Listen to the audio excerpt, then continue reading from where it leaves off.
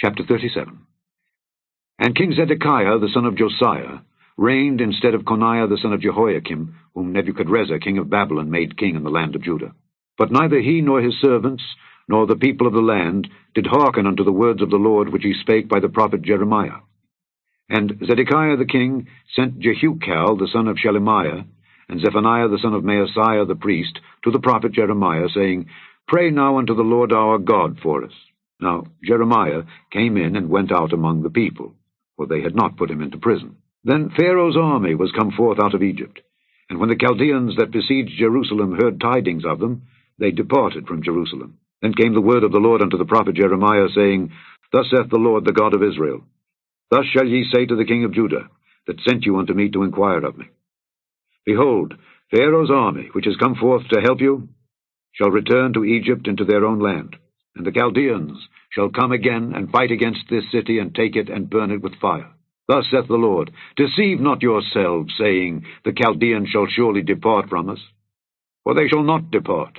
For though ye had smitten the whole army of the Chaldeans that fight against you, and there remained but wounded men among them, yet should they rise up every man in his tent, and burn this city with fire. And it came to pass, that when the army of the Chaldeans was broken up from Jerusalem for fear of Pharaoh's army, then Jeremiah went forth out of Jerusalem to go into the land of Benjamin, to separate himself thence in the midst of the people. And when he was in the gate of Benjamin, a captain of the ward was there, whose name was Irijah, the son of Shelemiah, the son of Hananiah. And he took Jeremiah the prophet, saying, Thou fallest away to the Chaldeans. Then said Jeremiah, It is false, I fall not away to the Chaldeans. But he hearkened not to him. So Irijah took Jeremiah, and brought him to the princes. Wherefore the princes were wroth with Jeremiah, and smote him, and put him in prison in the house of Jonathan the scribe, for they had made that the prison. When Jeremiah was entered into the dungeon, and into the cabins, and Jeremiah had remained there many days, then Zedekiah the king sent and took him out. And the king asked him secretly in his house, and said, Is there any word from the Lord? And Jeremiah said, There is. For, said he, Thou shalt be delivered into the hand of the king of Babylon. Moreover Jeremiah said unto King Zedekiah, What have I offended against thee, or against thy servants, or against this people, that ye have put me in prison? Where are now your prophets, which prophesied unto you, saying, The king of Babylon shall not come against you, nor against this land? Therefore, hear now, I pray thee, O my lord the king. Let my supplication, I pray thee, be accepted before thee, that thou cause me not to return to the house of Jonathan the scribe, lest I die there. Then Zedekiah the king commanded that they should commit Jeremiah into the court of the prison, and that they should give him daily a piece of bread out of the baker's street, until all the bread in the city was spent. Thus Jeremiah remained in the court of the prison. Chapter 38. Then Shephatiah the son of Mattan, and Gedaliah the son of Pashur, and Jucal the son of Shelemiah, and Pashur the son of Malchiah, heard the words that Jeremiah had spoken unto all the people, saying, Thus saith the Lord, He that remaineth in this city shall die by the sword, by the famine, and by the pestilence. But he that goeth forth to the Chaldeans shall live, for he shall have his life for a prey, and shall live. Thus saith the Lord, This city shall surely be given into the hand of the king of Babylon's army, which shall take it. Therefore the princes said unto the king, We beseech thee, let this man be put to death. For thus he weakeneth the hands of the men of war that remain in this city, and the hands of all the people, in speaking such words unto them. For this man seeketh not the welfare of this people, but the hurt. Then Zedekiah the king said, Behold, he is in your hand, for the king is not he that can do anything against you. Then took they Jeremiah, and cast him into the dungeon of Malchiah the son of Hamelech, that was in the court of the prison. And they let down Jeremiah with cords. And in the dungeon there was no water, but mire. So Jeremiah sunk in the mire. Now when Ebed-melech the Ethiopian, one of the eunuchs which was in the king's house, heard that they had put Jeremiah in the dungeon, the king then sitting in the gate of Benjamin, Ebed-melech went forth out of the king's house, and spake to the king, saying, My lord the king, these men have done evil in all that they have done to Jeremiah the prophet, whom they have cast into the dungeon. And he is like to die for hunger in the place where he is, for there is no more bread in the city. Then the king commanded Ebed-melech the Ethiopian, saying, Take from hence 30 men with thee, and take up Jeremiah the prophet out of the dungeon before he die.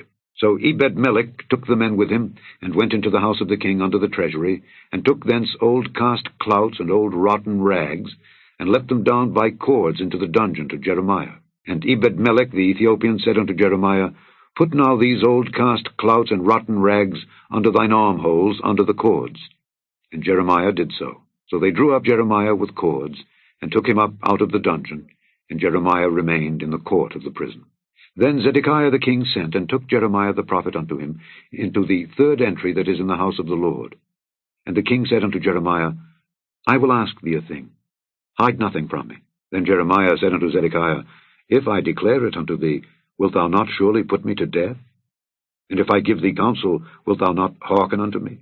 So Zedekiah the king sware secretly unto Jeremiah, saying, As the Lord liveth that made us this soul, I will not put thee to death, neither will I give thee into the hand of these men that seek thy life. Then said Jeremiah unto Zedekiah, Thus saith the Lord, the God of hosts, the God of Israel, If thou wilt assuredly go forth unto the king of Babylon's princes, then thy soul shall live, and this city shall not be burned with fire. And thou shalt live, and thine house. But if thou wilt not go forth to the king of Babylon's princes, then shall this city be given into the hand of the Chaldeans, and they shall burn it with fire, and thou shalt not escape out of their hand. And Zedekiah the king said unto Jeremiah, I am afraid of the Jews that are fallen to the Chaldeans, lest they deliver me into their hand, and they mock me.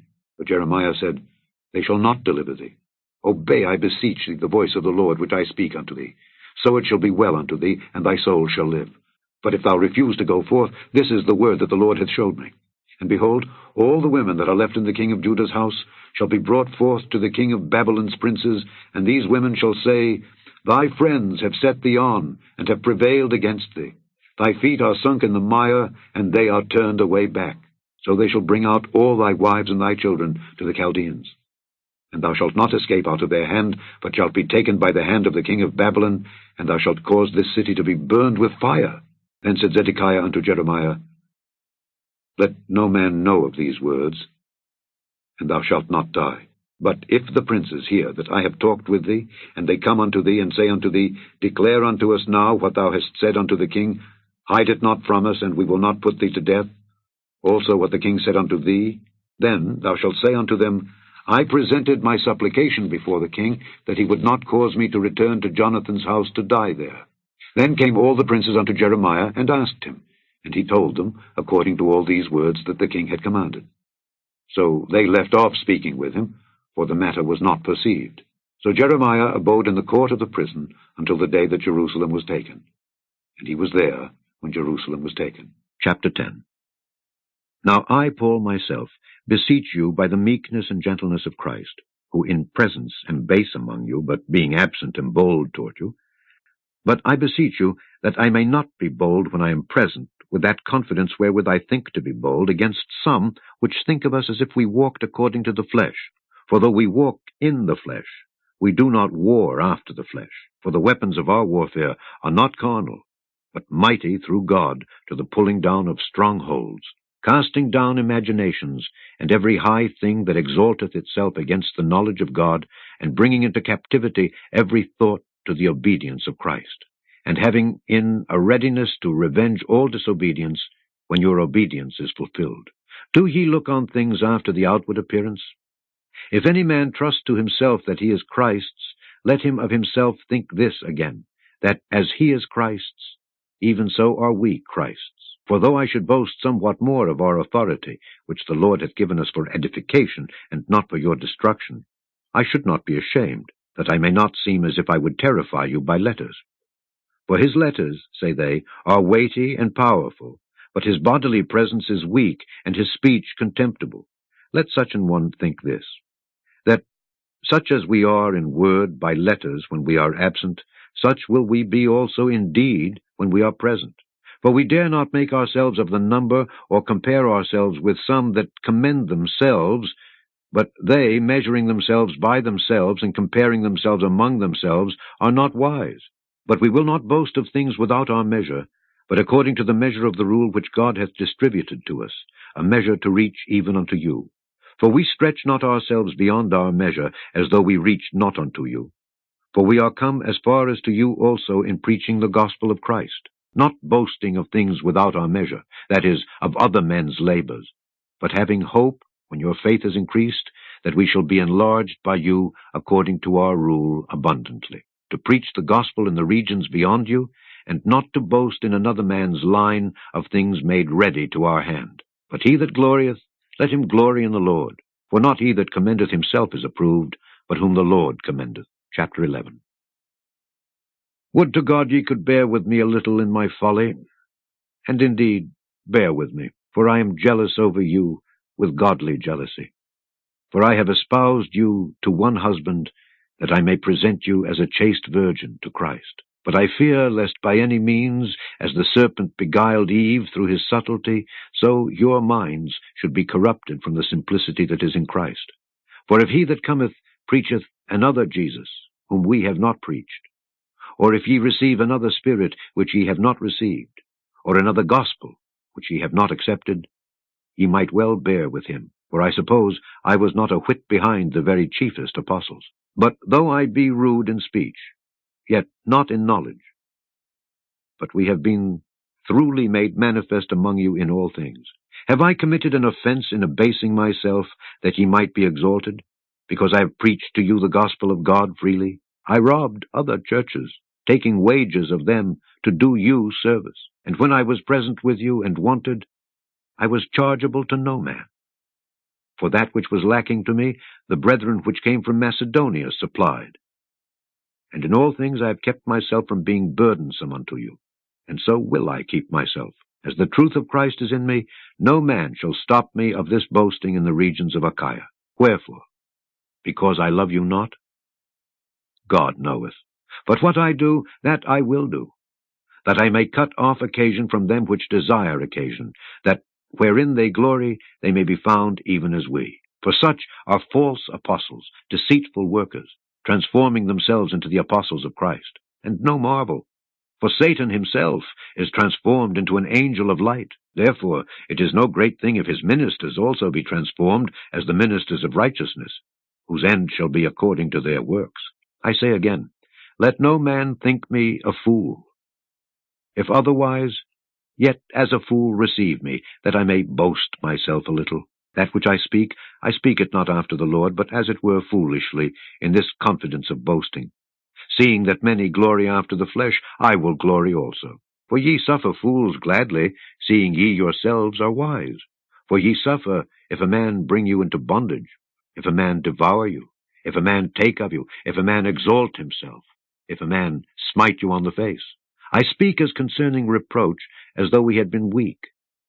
Howbeit, whereinsoever any is bold, I speak foolishly. I am bold also. Are they Hebrews? So am I. Are they Israelites? So am I. Are they the seed of Abraham? So am I. Are they ministers of Christ? I speak as a fool. I am more. In labors more abundant, in stripes above measure, in prisons more frequent, in deaths oft. Of the Jews 5 times received I 40 stripes save one. Thrice was I beaten with rods. Once was I stoned. Thrice I suffered shipwreck. A night and a day I have been in the deep. In journeyings often, in perils of waters, in perils of robbers, in perils by mine own countrymen, in perils by the heathen, in perils in the city, in perils in the wilderness, in perils in the sea, in perils among false brethren, in weariness and painfulness, in watchings often, in hunger and thirst, in fastings often, in cold and nakedness, beside those things that are without, that which cometh upon me daily, the care of all the churches. Who is weak, and I am not weak?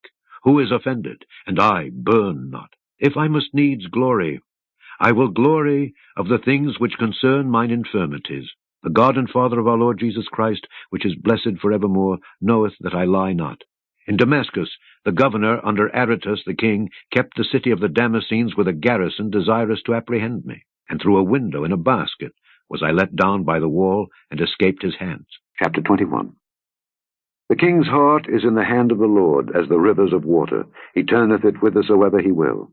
Every way of a man is right in his own eyes, but the Lord pondereth the hearts. To do justice and judgment is more acceptable to the Lord than sacrifice. An high look and a proud heart, and the plowing of the wicked is sin. The thoughts of the diligent tend only to plenteousness, but of every one that is hasty only to want. The getting of treasures by a lying tongue is a vanity tossed to and fro of them that seek death. The robbery of the wicked shall destroy them, because they refuse to do judgment. The way of man is froward and strange, but as for the pure, his work is right. It is better to dwell in a corner of the housetop than with a brawling woman in a wide house. The soul of the wicked desireth evil. His neighbor findeth no favor in his eyes. When the scorner is punished, the simple is made wise, and when the wise is instructed, he receiveth knowledge. The righteous man wisely considereth the house of the wicked, but God overthroweth the wicked for their wickedness. Whoso stoppeth his ears at the cry of the poor, he also shall cry himself, but shall not be heard. A gift in secret pacifieth anger, and a reward in the bosom strong wrath. It is joy to the just to do judgment, but destruction shall be to the workers of iniquity. The man that wandereth out of the way of understanding shall remain in the congregation of the dead. He that loveth pleasure shall be a poor man. He that loveth wine and oil shall not be rich. The wicked shall be a ransom for the righteous, and the transgressor for the upright. It is better to dwell in the wilderness than with a contentious and an angry woman. There is treasure to be desired, and oil in the dwelling of the wise.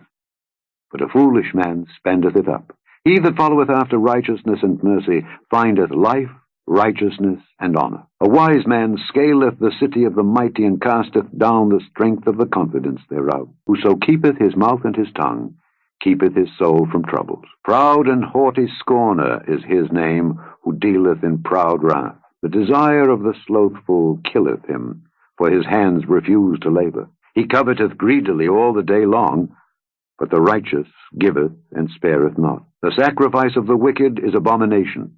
How much more when he bringeth it with a wicked mind? A false witness shall perish, but the man that heareth speaketh constantly. A wicked man hardeneth his face, but as for the upright, he directeth his way. There is no wisdom, nor understanding, nor counsel against the Lord. The horse is prepared against the day of battle, but safety is of the Lord.